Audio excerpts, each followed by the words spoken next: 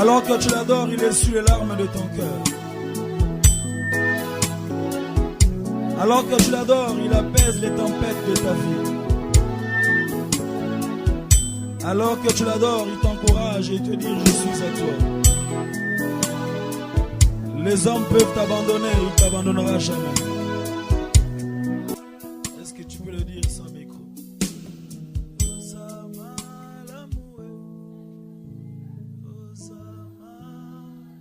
Alors que j'appelle le pasteur Jean-Claude Ndagano, nous apporter la parole, nous acclamons très très fort le Seigneur.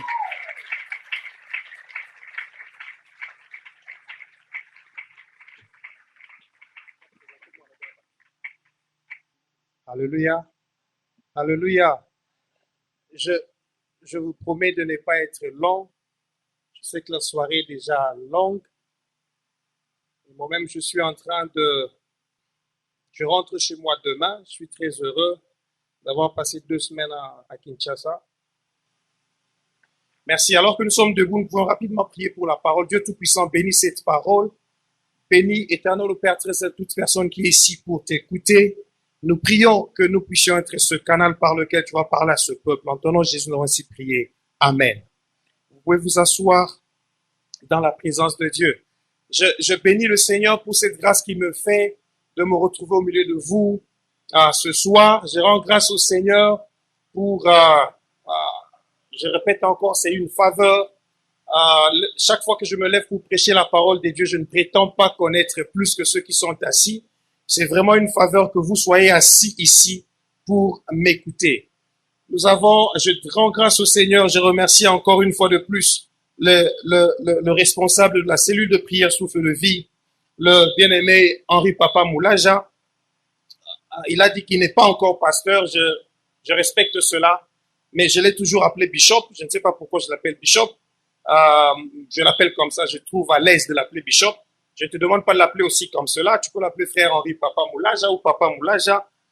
Ce n'est pas le titre qui fait la personne. Mais je reconnais que le contenu de ce qu'il a est beaucoup plus important et très grand que le titre qu'on peut lui donner. Alléluia. Nous avons eu cette faveur, cette grâce de prêcher ici à 3 reprises déjà. Et aujourd'hui, c'est vraiment un honneur qu'il me soit donné de clôturer les 30 jours sous le thème quand Dieu intervient. Et vous êtes ici pour écouter le Seigneur, que Dieu vous bénisse. Je suis marié à une seule femme, elle s'appelle Guigui Binda Ndagano. Nous avons 3 enfants, elle m'a demandé de vous saluer et je vous salue de sa part. Nous allons ouvrir nos Bibles dans Joël chapitre 2 verset 25. Joël chapitre 2 verset 25. Et votre Bible est la mienne, nous allons la lire ensemble. Joël chapitre 2 verset 25. Joël, c'est après le prophète Osée. Joël, c'est parmi les petits livres de petits prophètes que vous lisez le moins possible. Et des fois, c'est difficile de retrouver. Mais c'est entre Osée et Amos. Le chapitre 2, c'est après le chapitre 1. Le verset 25, c'est avant le verset 26. Si vous êtes là, donc vous avez trouvé, je vais lire avec vous. Il est écrit, je vous remplacerai les années qu'ont dévoré la sauterelle, le gélec, le hasil, le gazam, ma grande armée que j'avais envoyée contre vous. Le thème de ces 30 jours, c'est quand Dieu intervient, 3 points de suspension. Et je nous avais dit que nous étions ici pour compléter la phrase parce que la phrase était incomplète. Et Dieu n'a jamais laissé une chose incomplète. Chaque chose dans ta vie que tu trouves incomplète, sache que Dieu viendra mettre le complément afin que ça soit complet. Il y a jamais une phrase de Dieu avec un sujet et une base sans complément. Parce que le complément lie le sujet avec la base pour dire ce que cela fait. Quand on dit Dieu intervient, il faut que nous sachions comment Dieu intervient, qu'est-ce qu'il fait, qu'est-ce qui arrive. Ce soir, je veux dire à quelqu'un, quand Dieu intervient, il dédommage. Je vous le dis, quand Dieu intervient, il dédommage. Il a dit à Israël, je remplacerai les années. Dans une autre version, on dit, je vous dédommagerai des années qu'on dévoré. Dans la version anglaise, on dit, je vais vous repayer ce que les années ont dévoré. Il faudrait que nous entrions dans le contexte de ce texte pour comprendre. Parce que les gens qui ont étudié disent un texte sans contexte devient un prétexte. Mais ce que j'aime avec Dieu, c'est que deux fois, il prend des prétextes pour le mettre dans le contexte afin que tu entres dans le texte. Je disais à quelqu'un, deux fois, Dieu prend un prétexte pour faire entrer dans le contexte, afin que toi, tu deviennes un texte.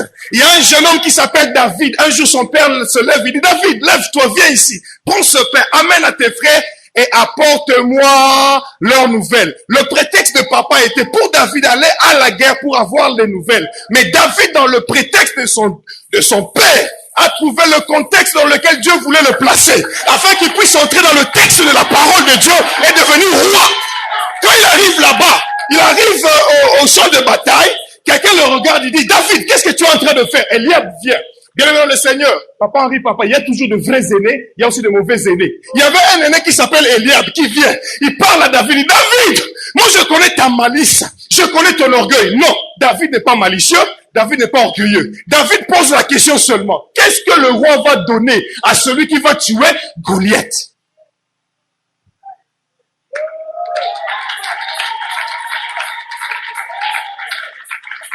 Eliab vient, et David parle au roi. Il dit, roi, moi je vais tuer Goliath. Le roi dit, non, c'est impossible. Tu ne peux pas. J'aime lorsque quelqu'un te dit tu ne peux pas et que Dieu a dit tu peux. Parce que quand quelqu'un te dit tu ne peux pas, Dieu maintenant vient et dit, moi je peux tout avec lui. Voilà pourquoi un petit apôtre qui s'appelle Paul, un jour il s'est levé et dit quoi? Je puis tout par celui qui me faible que je suis, mais avec que Dieu je peux tout. Et combat, mais avec une colonne à bâti. Celui qui n'a pas d'argent avec le Seigneur possède. Parce que si tu reconnais que Dieu intervient, il apporte ce qui manque dans ta vie. Voilà pourquoi je suis en train de voir des sujets d'intervention du Seigneur dans vos vies. Quand je te regarde, je dis, toi, tu es un sujet d'intervention de Dieu. À partir d'aujourd'hui, commence à vivre des sujets d'intervention. Hier le matin, je me suis réveillé, non, jeudi matin. Je devais aller prêcher le soir. J'ai prêché à Philadelphie, chez le pasteur, chez Adalo. Le matin, quand je me suis réveillé, quelque chose. J'ai prié, quand j'ai ouvert mon téléphone, j'ai reçu un mail. Le mail venait de South African Airways. Société, il y a avion. Je reçois un mail de South African. Ça dit ceci. Dr. Ndagano, this is to let you know that you have been upgraded from economy to business class. Nafuta ki tike ya économie.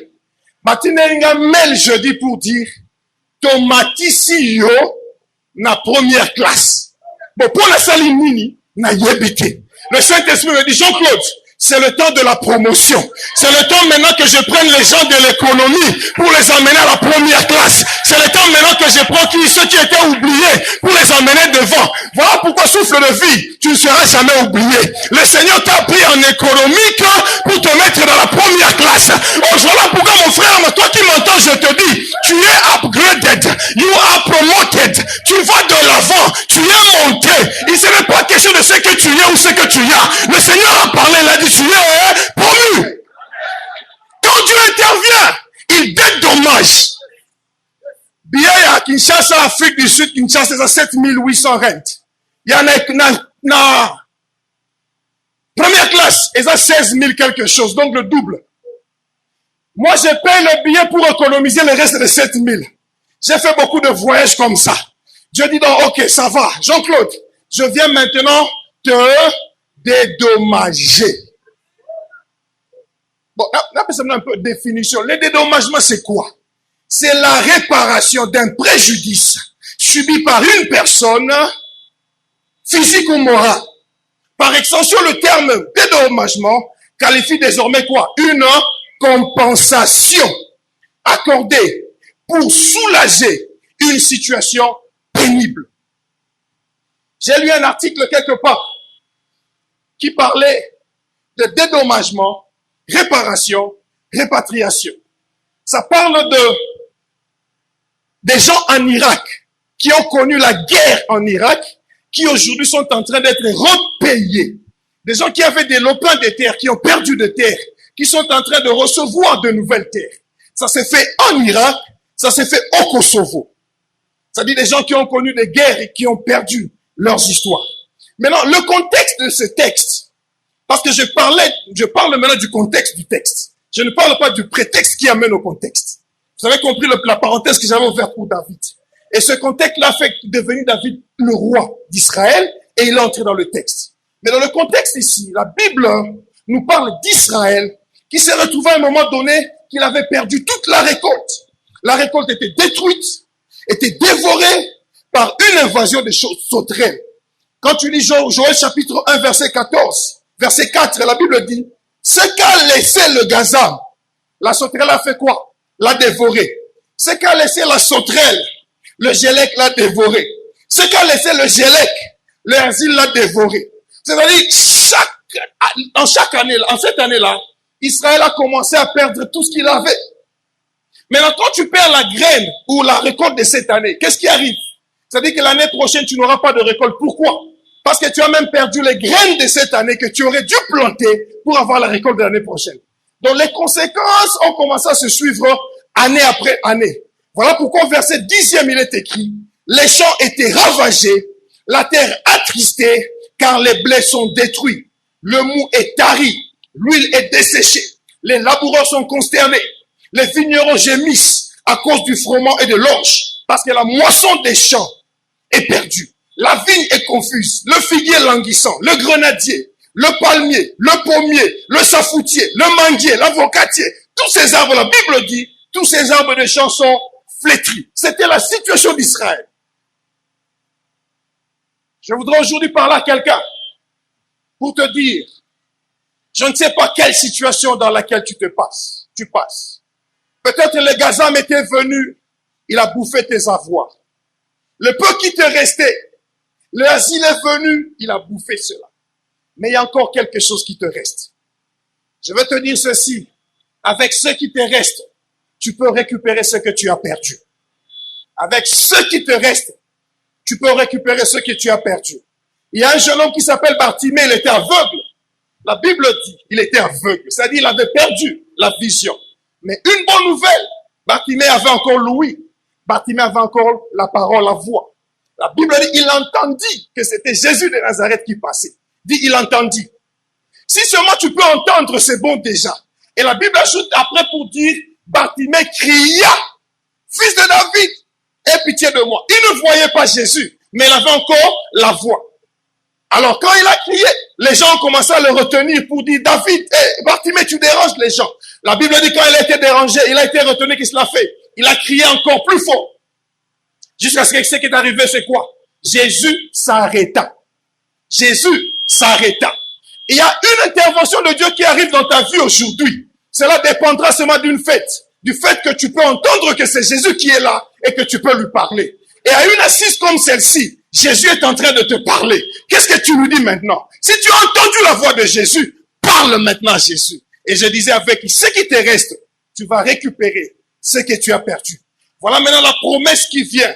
Dans Joël chapitre 2 verset 25, Dieu dit alors, je te promets le dédommagement, la réparation, la restitution. Il promet plus au-delà de ce que l'homme a reçu. Je vais rapidement vous donner 3 lois du dédommagement. La première loi du dédommagement, ça s'appelle le principe d'égalité ou principe d'équité. Principe d'égalité ou principe d'équité. Ça dit quoi? Les juristes qui sont ici vont m'aider. On dit que toute personne à qui on a causé du tort doit être dédommagée. Et cela doit être équitablement, sans faire différence d'origine, d'âge, de sexe ou de quelconque appartenance. Principe d'équité. Lorsque Dieu vient intervenir pour dédommager, peut-être toi tu crois qu'il est venu seulement pour les gens qui sont géants comme moi. Mais il ne tient pas compte de la taille. Il tient compte des personnes qui sont à leur poste. Si tu avais été dommagé une fois et qu'il promet qu'il vient dédommager, quand le dédommagement arrive, ça ne dépend pas de qui tu es, d'où tu viens et qui est ton père. Le problème seulement, s'il te retrouve à ton poste, tu reçois ce qu'il doit te donner. Alléluia. Et cette équité, elle est verticale, elle est aussi horizontale. C'est ce que les gens de droit appellent la justice réparatrice. Et je suis venu ce soir vous présenter un Dieu qui s'appelle le soleil de la justice. C'est-à-dire lorsqu'il paraît comme soleil, il ne s'est jamais décidé un jour qu'en paraissant comme soleil, il va paraître seulement à Limete et qu'il ne paraîtra pas à Mombele. Il n'a jamais dit qu'en tant que soleil, il va paraître seulement à Kinshasa et qu'il ne paraîtra pas en gauche dans le village de mon père. Voilà pourquoi je dis toujours, ce n'est pas parce qu'un village est petit qu'il est privé du lever du soleil.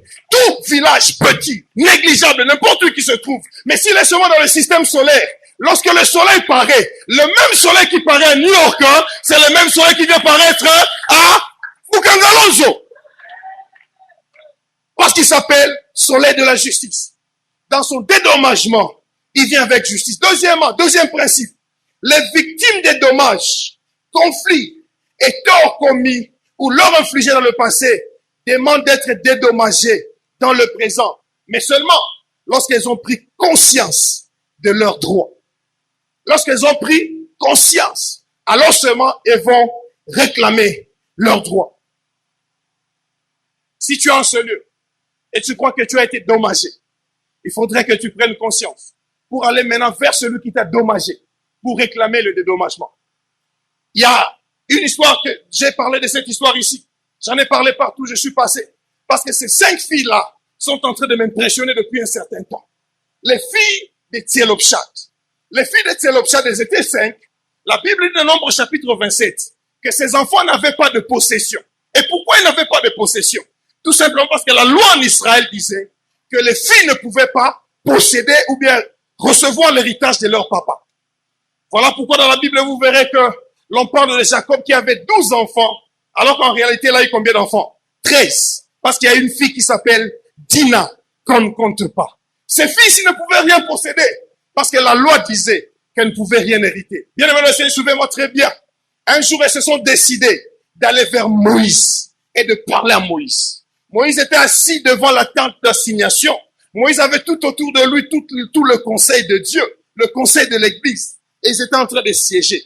Ces filles sont venues auprès de Moïse qui disent à Moïse, Moïse, sacrificateur, prêtre, évêque, archevêque, il y a un problème dans ce pays que nous ne comprenons pas. Nous venons réclamer notre droit. Notre père est mort, mais nous n'avons pas reçu de possession. Au fait, quand ils ont parlé à Moïse, moi je pensais que Moïse allait parler au conseil pour dire, que devons-nous répondre à ces filles? Et c'était clair de dire, ce n'est pas nous qui avons décidé cela, mais c'est la loi de Dieu qui nous régit, qui a dit cela. La Bible dit, Moïse a pris la décision de porter leur cause devant l'Éternel. Rappelez-vous, ces enfants s'appellent filles de Tselopchat. Tselopchat veut dire casser.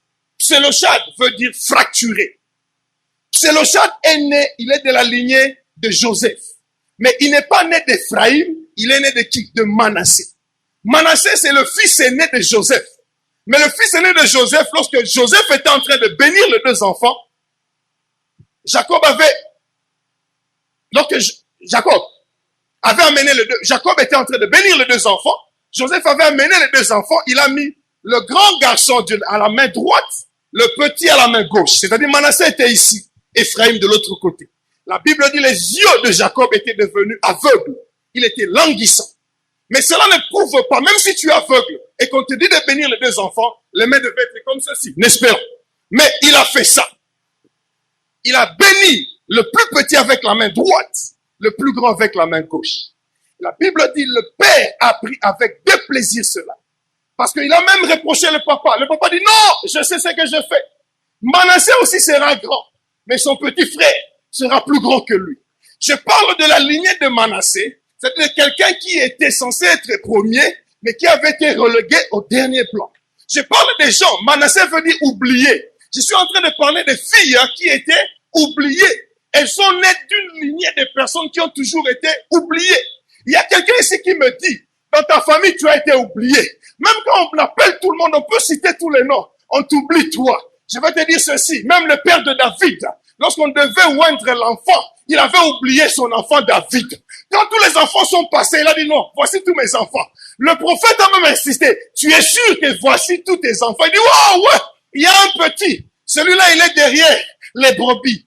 David qui a été oublié, a été pris derrière les brebis pour être le roi de ceux qui étaient au premier plan. Il y a des gens qui sont oubliés ici. Mais quand Dieu intervient, il te prendra là où tu étais caché pour t'amener au devant des personnes. Il te prendra là où tu étais pour t'amener sur le trône. Alléluia. C'est l'objet, les filles étaient là. La cause a été amenée devant le Seigneur. J'aime ce que la Bible dit.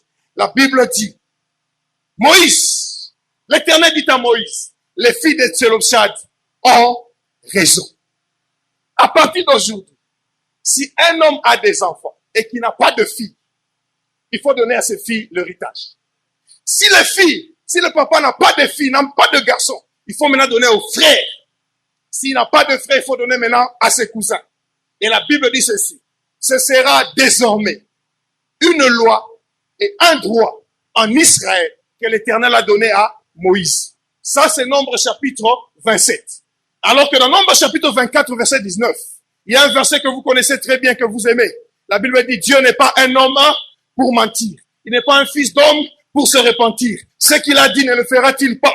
Ce qu'il a déclaré ne l'exécutera pas. Il avait déclaré la loi. Mais lorsque les filles sont venues auprès de David, de Moïse pour réclamer, le même Dieu s'est décidé de changer la loi afin de dédommager ses filles.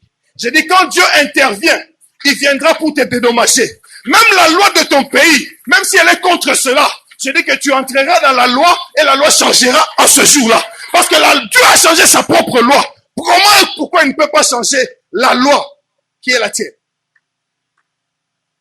J'ai commencé à travailler en Afrique du Sud en 2007. J'étais engagé au grade 11.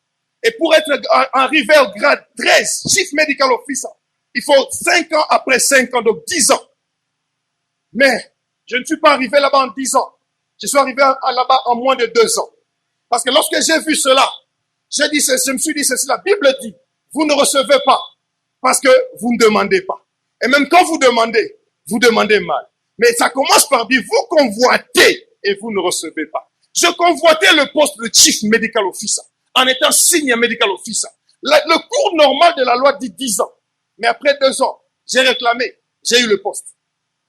Comment ça s'est passé? Je vous épargne du détail. Mais le jour que j'ai été, comment on dit ça? Appointed. Le jour que j'ai été mis à ce poste, comme Chief Medical Officer, le blanc qui est aux ressources humaines m'a appelé. Mais Dr. Ndagano, nous avons un problème. Le système refuse de te faire passer de 11 à 13. Parce que l'ordinateur sait que, après 11 c'est quoi? 12. Et normal c'est 13. Ça, c'est ça la loi normale.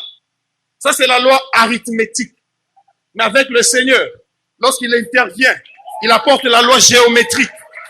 Je dis avec le Seigneur, quand il intervient, il apporte la loi géométrique. 1 plus 1 égale 2, arithmétique. 10 à la puissance 10 égale 100. Géométrie.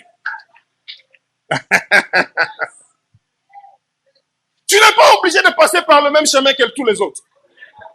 Tu n'es pas obligé de passer par le même chemin que les autres. Voilà pourquoi je prêchais quelque part. J'ai vu un pasteur qui a fait 6 ans dans le mariage, qui a eu des mapassa. Alors j'ai dit, en temps normal, tout couple voudra avoir un enfant tous les 3 ans. Et comme vous avez fait 6 ans, Dieu vient vous dédommager. Même si dans votre famille, il n'y avait pas de mapassa. Parce qu'en réalité, pour avoir des jumeaux, il faut retrouver dans votre génétique des jumeaux du côté de papa ou du côté de maman. Ça, c'est la science. C'est la loi normale. Mais quand Dieu intervient, la loi normale ne compte pas. Ils ont eu des jumeaux. C'est pourquoi je veux parler à quelqu'un qui n'a pas encore eu d'enfant, ça fait 6 ans, c'est pas un problème. Tu auras des jumeaux. Alléluia. La 3e loi du dédommagement, pour vite terminer. Le coût du dédommagement est toujours, ça c'est un français très fort, hein, au prorata du dommage commis. Au prorata du dommage commis. Donc, c'est équitable. Mais, il est bien souvent calculé avec addition de ce qu'on estime que la victime se serait acquise si le dommage ne lui avait pas été causé. Je vais répéter ça parce que c'est un français bien. Et surtout qu'on a limité. Il faut lire le français comme ça. Le coût du dédommagement, et surtout on a promis qu'on va la gomber. Le coût du dédommagement est toujours au prorata du dommage commis. Mais il est bien souvent calculé avec addition de ce qu'on estime que la victime se serait acquise si dommage ne lui avait pas été causé. Je vais expliquer cela. 10 ans de travail sans salaire. Oh, tu devais travailler pendant 10 ans, maintenant voler le salaire de 10 ans. Quand on vient te dédommager, on apporte ce qu'on appelle une compensation. C'est-à-dire, on calcule ton salaire pendant 10 ans, on calcule les intérêts que tu aurais dû avoir pendant les 10 ans, et même l'inflation de la monnaie pendant tous les 10 ans. Maintenant, quand on va te payer, en un mois, tu reçois le salaire, non pas de 10 ans, mais c'est de 10 ans plus des années. Au gros, on paye salaire à 100 ans en une année. Hein? Quelqu'un va me poser la question, comment tu expliques cela? Dans la Bible, il y a une femme qui s'appelle Anne. Elle est restée pendant longtemps sans enfant. Jusqu'au jour où elle a prié, elle a prié, elle a prié. La Bible dit, Pénina l'a mortifiée, l'a mortifiée, l'a mortifiée, pendant beaucoup d'années. Mais elle continue à prier. Jusqu'au jour qu'elle a fait un vœu. J'avais dit ça ici, je crois. La prière d'Anne a été l'exaucement de la prière de Dieu.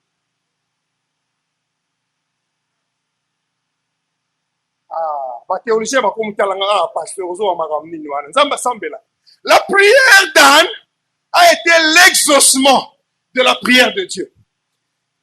En Israël, il y avait un sacrificateur Élie. Il avait 2 enfants qui se méconduisaient, qui faisaient du mal dans la sacrificature. Dieu était en train de chercher un sacrificateur pour remplacer.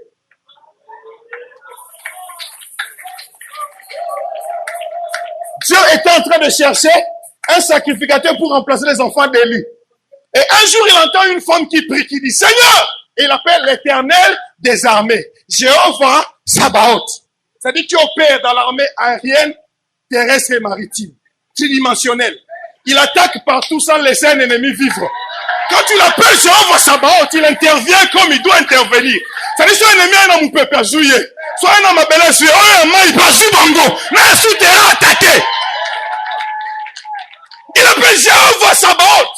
Si tu daignes, si tu daignes me donner un fils, je te l'offrirai. Le rasoir ne passera jamais sur sa tête. Dieu a entendu beaucoup de prières ce jour-là. Mais à un moment donné, ça c'est quelle prière? Il dit Amen à cette prière. Ah ouais. Il dit Amen à cette prière.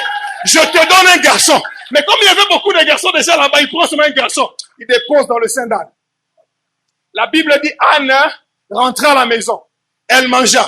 Ils adorèrent le Seigneur. Ce que j'aime très bien, la Bible parle avec précision. Hein? Elkana connut sa femme Anne. Mais je voudrais informer quelqu'un. Ce n'était pas la première fois que Elkana connaît sa femme. Pendant beaucoup des années, ils ont eu des rapports sexuels. Mais les rapports sexuels n'ont pas produit. Après la prière, sur le même lit, le même drap, la même couverture, la même chambre, sans même conditionnement que ce jour-là, la Bible dit, elle conçut. Et dans le cours de l'année, elle eut un enfant qu'elle nomma Samuel. Parce qu'elle dit, je l'ai demandé à l'Éternel. Quand Dieu intervient, Samuel vient. Mais pas seulement Samuel. La Bible dit après cela, Dieu visita Anne. Et il eut 3 fils et 2 garçons. Après toutes ces années, Anne devient mère de 6 enfants. Il y a dédommagement. C'est-à-dire Dieu donne au prorata de ce qui te manquait, enfant, avec addition de ceux qui pensent que tu aurais déjà eu si tu n'avais pas été dommagé. Je veux parler à quelqu'un. Si tu as été dédommagé, Dieu est venu pour te dédommager. Et en voulant te dédommager, Dieu va apporter plus au-delà de ce que tu es en train d'espérer. Je dis, quand Dieu intervient, il dédommage.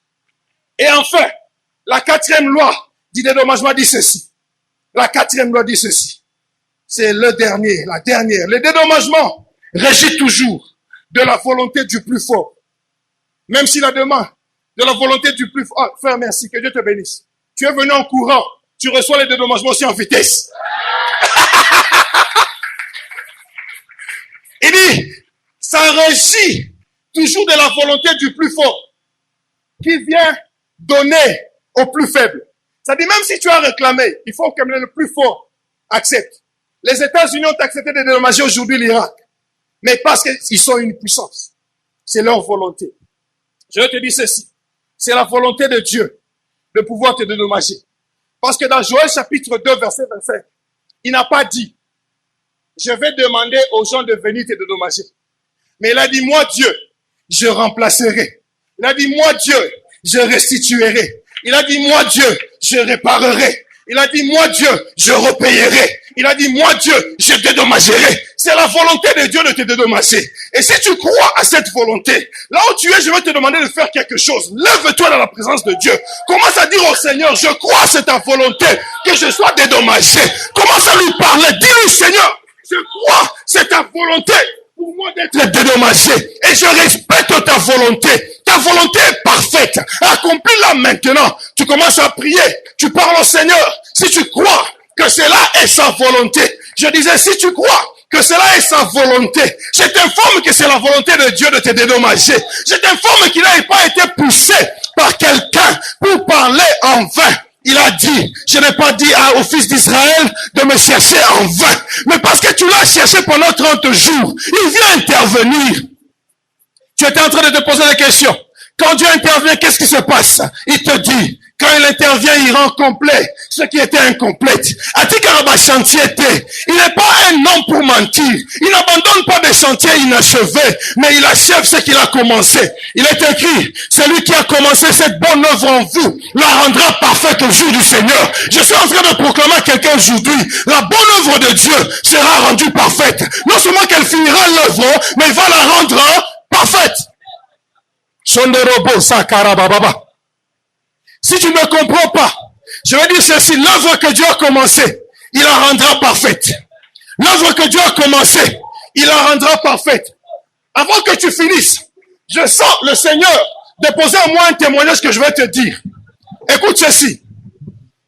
Quand j'ai commencé les études à l'université, je suis allé en médecine. Et c'est là où j'ai terminé. Mais en première année, en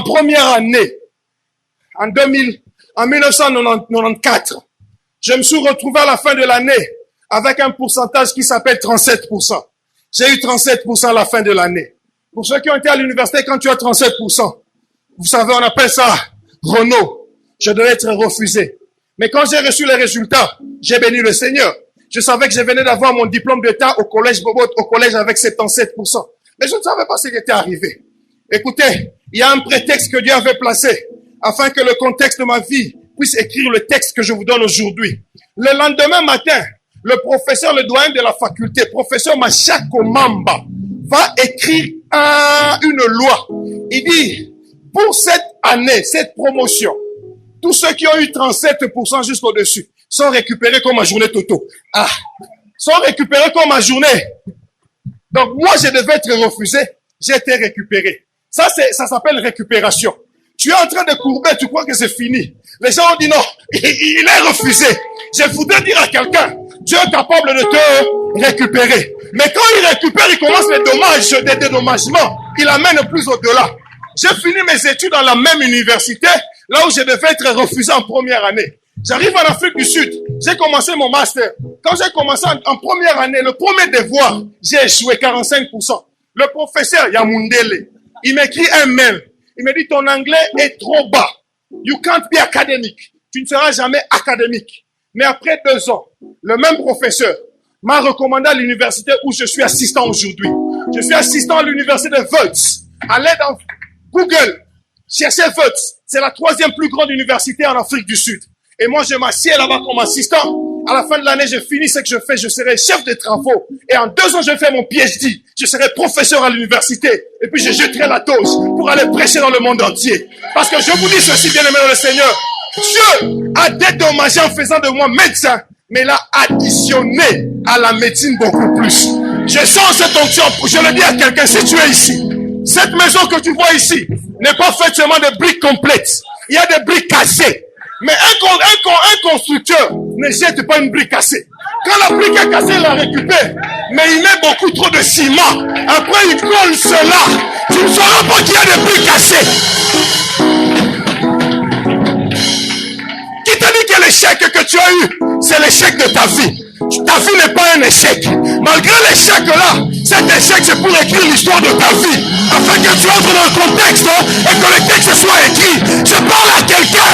Je parle à quelqu'un. Je dis à quelqu'un, commence à prier. Commence à prier. Commence à prier. Commence à prier.